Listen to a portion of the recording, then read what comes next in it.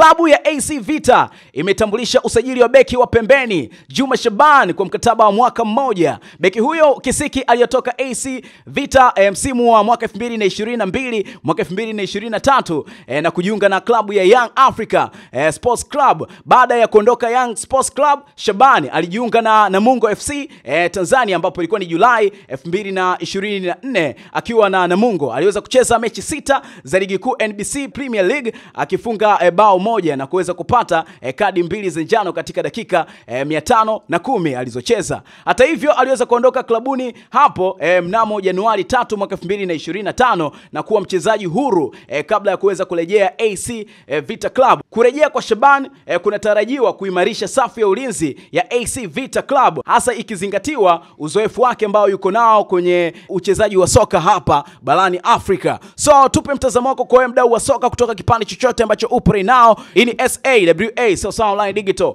Until next time, bye bye.